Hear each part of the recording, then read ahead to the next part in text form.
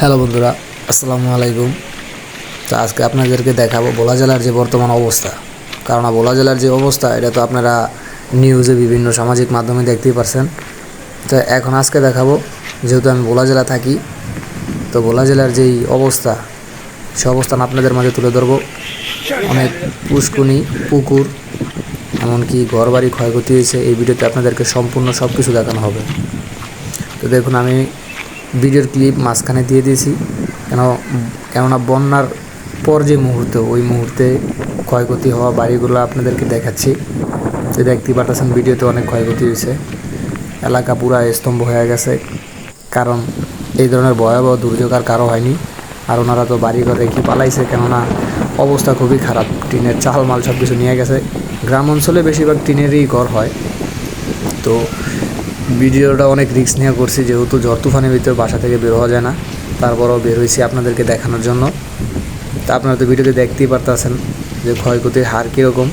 গাছপালা, এই যে পুকুর, পুষ্কুনি, এমনকি ঘর বাড়ি। আমি আপনাদেরকে ভিডিওতে দেখাইছি সামনে পিছনের সকল দৃশ্য, কেননা ভিডিওটা করছি আপনাদেরকে দেখানোর জন্যই। তো আপনারা দেখুন।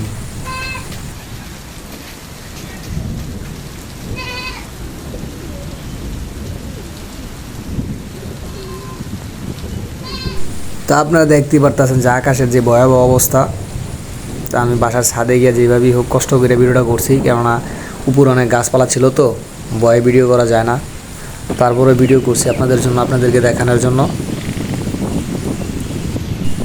আর হ্যাঁ, অবশ্যই সকলে ভোলাবাসীর জন্য দোয়া করবেন, কেননা যাদের ক্ষয়ক্ষতি হয়েছে তাদের অবস্থা খুব খারাপ। তো আরও বিভিন্ন ফুটেজ আছে, সেগুলো এখনও ভিডিওতে দেওয়া হয় নাই। তো আমি সকল ফুটেজ আপনাদের মাঝে তুলে ধরবো। আর আবহাওয়ার অবস্থা পরিবর্তন হলে তাহলে ঘর থেকে বের হয়ে আপনাদেরকে এলাকায় ঘুরে ঘুরে বিভিন্ন জায়গা আপনাদেরকে দেখাবো ক্ষয়ক্ষতি হওয়া। তো আপনারা তো ইতিমধ্যে দেখছেনই অনেক ক্ষয়ক্ষতি। তো সাধারণ মানুষ তো বুঝতেই পারতেছেন তাদের কষ্টটা কীরকম হইতে পারে। তো বন্ধুরা, আসলে এটা কোনো ব্লগ না, এটা হচ্ছে প্রাকৃতিক দুর্যোগের ফলে যে সমস্ত ক্ষয়ক্ষতি হয়েছে, ওই ক্ষয়ক্ষতিগুলো নিয়ে আপনাদের মাঝে আমি একটা ভিডিও বানাইছি। সো আরও ভিডিও আপনাদের মাঝে আসতেছে।